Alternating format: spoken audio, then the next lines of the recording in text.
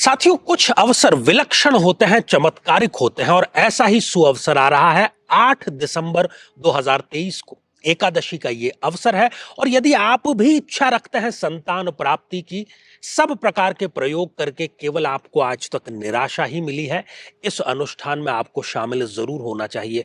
विद्वान पंडितों के सानिध्य में और मैं स्वयं उसमें उपस्थित रहूंगा।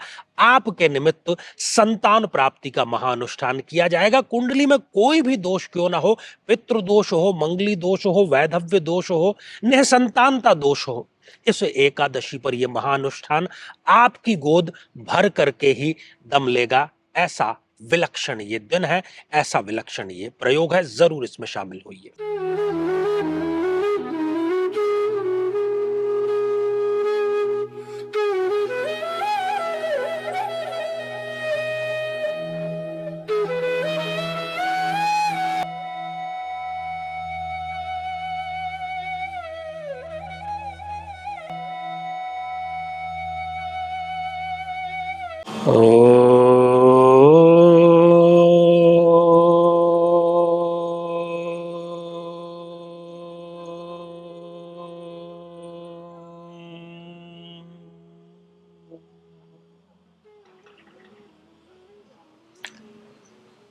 असतो मा सद्गमय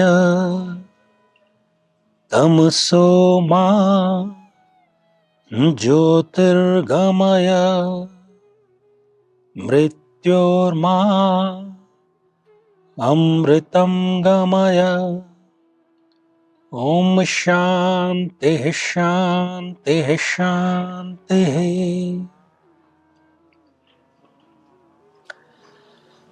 मेरे बहुत ही प्रिय और बेहद सम्मानित साथियों, हृदय की असीम गहराइयों से अभिनंदन, बहुत बहुत हार्दिक स्वागत। साथियों, किसी ने, बल्कि कहा जाए रहीम दास जी ने क्या खूब कहा है कि खैर खून खांसी खुशी, बैर प्रीति मद्यपान। खैर खून खांसी खुशी, बैर प्रीति मद्यपान, ये 7 बातें उन्होंने बतलाई है और कहा है कि रहीमन दाबे न दबे, जागे और जाने सकल जहान।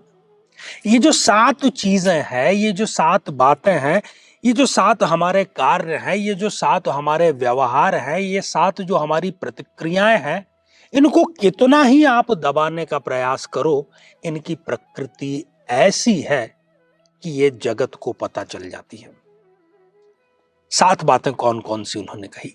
खैर, खैर का जो मीनिंग है वो है परोपकार। यदि आप किसी का भलाई का कार्य करते हैं, आप निरंतर भलाई करते रहते हैं, तो चाहे आप कितना ही उसको छुपाएं, लोगों को पता चल ही जाएगा।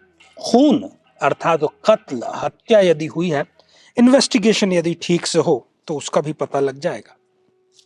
खांसी, किसी को खांसी आ रही है, कितना ही वो रोकने का प्रयास करे, खांसी जो है वो आकर के ही मानेगी।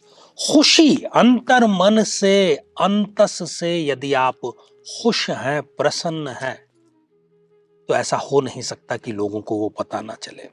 बैर, किसी से आपकी दुश्मनी है, आप चेहरे पर हाव भाव ला करके दोस्ती जताने का, व्यवहारशील मिलनसार बनने का प्रयास करेंगे, पर जो बैर का भाव है वो आ ही जाएगा।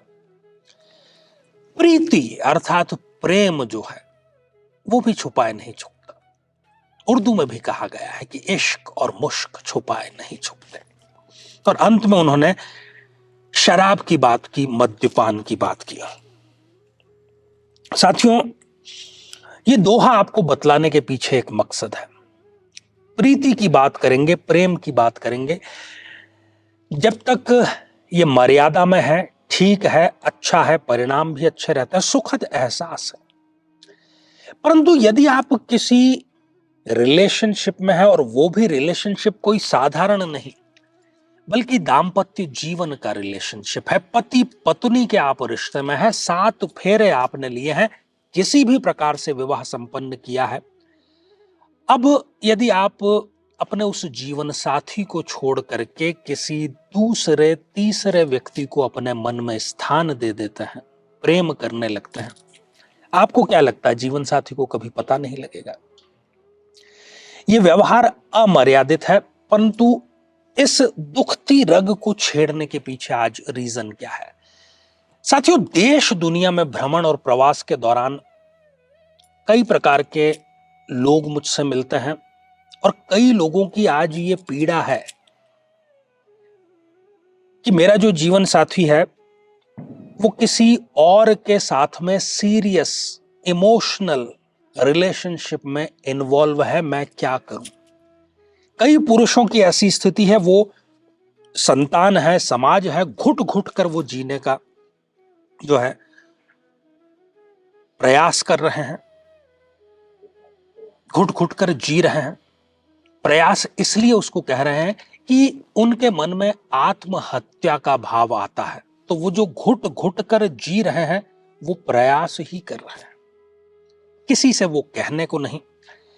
तो आज इस एपिसोड के माध्यम से आपको बहुत ही सरल, बल्कि सरलतम एक ऐसा उपाय कि ईश्वर ना करे यदि दुर्भाग्यवश आपकी जो पत्नी है, क्योंकि ये जो आज का प्रयोग है ये पत्नियों पर लागू होगा, यदि वो गलत रास्ते पर जा चुकी हैं उनके लिए है।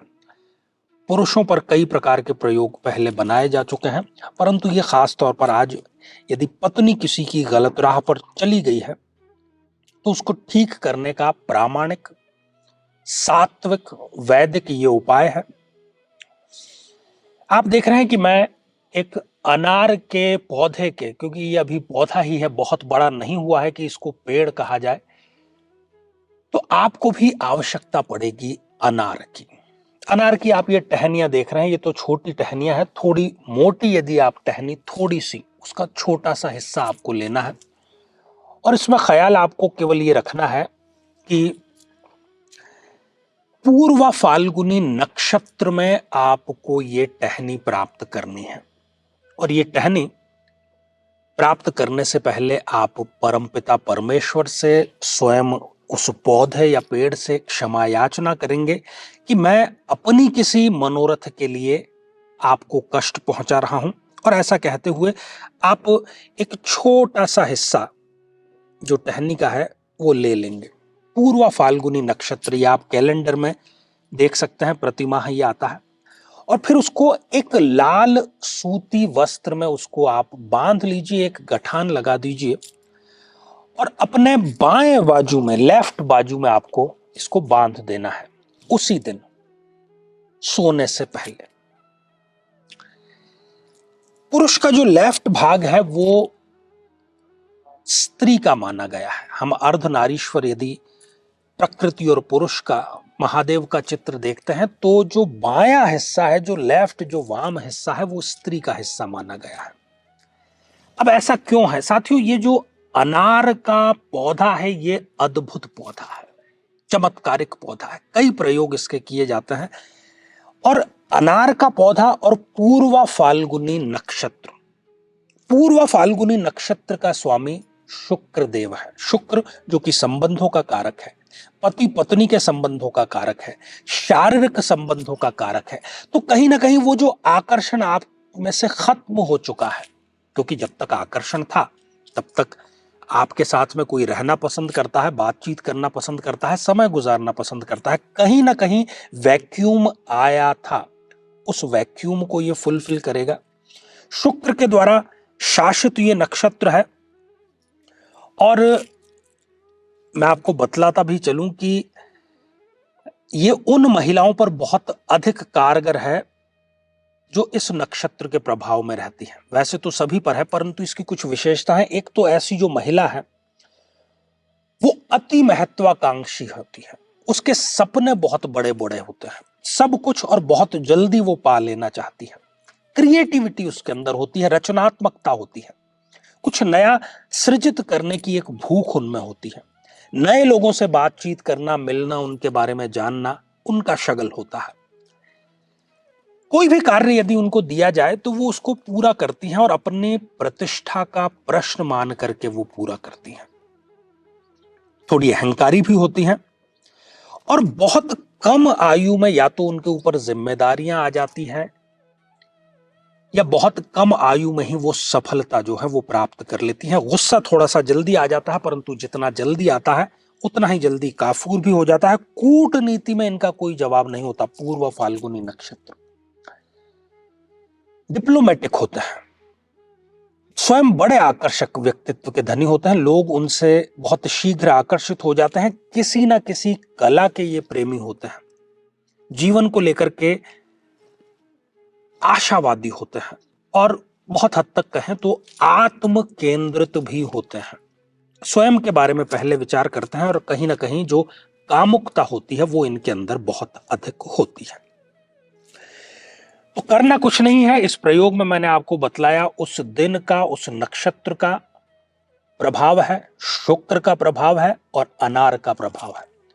आप देखेंगे कि केवल कुछ दिनों के भीतर ही, बल्कि बता ही दूं तो केवल 11 दिनों के भीतर ही आप अपने उस पुनः आकर्षण को प्राप्त करेंगे और जो जीवन साथी आपकी जो पत्नी है वो गलत राह पर चल पड़ी है वो ठीक रास्ते पर आ जाएंगे। साथियों, इस प्रकार के प्रयोग तो हम आपको बतलाते ही रहते हैं और यदि आपके विवाह को 2 वर्ष या इससे अधिक समय बीत चुका है, संतान अभी तक आपको नहीं प्राप्त हुई है, तो 8 दिसंबर 2023 को संतान प्राप्ति के निमित्त अनुष्ठान किया जा रहा है। चमत्कारिक है, अद्भुत है, बहुत कम समय में रिजल्ट प्रदान करने वाला है।